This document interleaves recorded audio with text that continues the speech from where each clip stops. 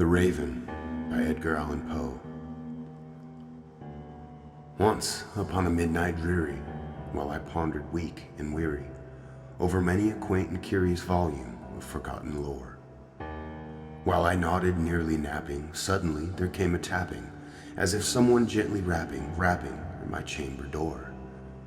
"'Tis some visitor," I muttered, tapping at my chamber door, "only this and nothing more." Ah, distinctly I remember. It was in the bleak December, and each separate dying ember wrought its ghost upon the floor. Eagerly I wished the morrow, vainly I had sought to borrow from my book's surcease of sorrow, for the lost Lenore, for the rare and radiant maiden whom the angels named Lenore, nameless here, forevermore. And the silken, sad, uncertain rustling of each purple curtain thrilled me, filled me with fantastic terrors never felt before, so that now to the still beating of my heart stood repeating, "'Tis some visitor entreating entrance at my chamber door, some late visitor entreating entrance at my chamber door. That it is, and nothing more." Presently my soul grew stronger, hesitating then no longer. "Sir," said I, "or madam, truly your forgiveness I implore, but the fact is I was napping, and so gently you came rapping, and so faintly you came tapping at my chamber door, that I scarce was sure I heard you. Here I opened wide the door. Darkness there, and nothing more. Deep into the darkness peering, long I stood there wondering, fearing, doubting, dreaming dreams no mortals ever dared to dream before. But the silence was unbroken, and the stillness gave no token, and the only word there spoken was the whispered word Lenore. This I whispered, and an echo murmured back the word Lenore. Merely this, and nothing more. Back into the chamber turning, all my soul within me burning, soon again I heard a tapping, something louder than before. "Surely," said I, "surely that is something at my window lattice. Let me see then what thereat is, and this mystery explore. Let my heart beat still a moment, and this mystery explore. 'Tis the wind, and nothing more." Open here I flung the shutter, when with many a flirt and flutter, in there stepped a stately raven of the saintly days of yore. Not the least obeisance made he, not a minute stopped or stayed he, but with mien of lord or lady perched above my chamber door. Perched upon a bust of Pallas, just above my chamber door, perched and sat, and nothing more. Then this ebony bird beguiling my sad fancy into smiling, by the grave and stern decorum of the countenance it wore.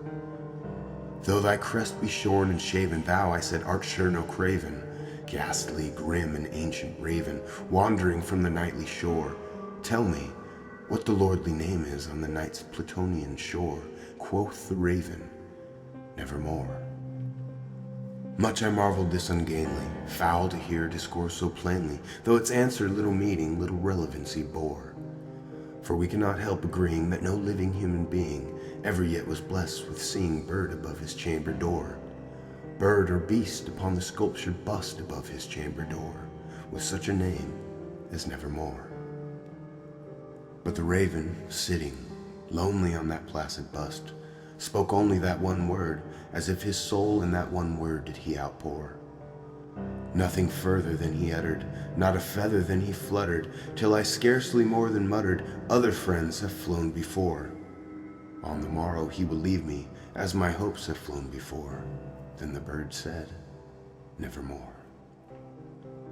Startled at the stillness broken by reply so aptly spoken, "Doubtless," said I, "what it utters is its only stock and store, caught from some unhappy master, whom unmerciful disaster followed fast and followed faster, till his songs one burden bore, till the dirges of his hope that melancholy burden bore, of never, nevermore."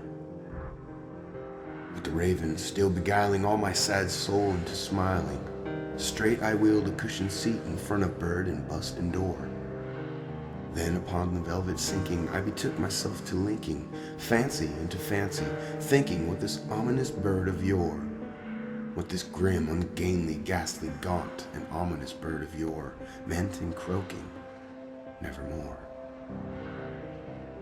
Thus I sat engaged in guessing, but no syllable expressing to the fowl whose fiery eyes now burned into my bosom's core. This and more I sat divining, with my head at ease reclining on the cushion's velvet lining and the lamplight gloated o'er. But whose velvet violet lining with the lamplight gloating o'er, she shall press, nevermore. Then methought the air grew denser, perfumed from an unseen censer, swung by seraphim whose foot-tails tinkled on the tufted floor. Wretch, I cried, thy God hath lent thee, by the angels he hath sent thee, respite and nepenthe from thy memories of Lenore.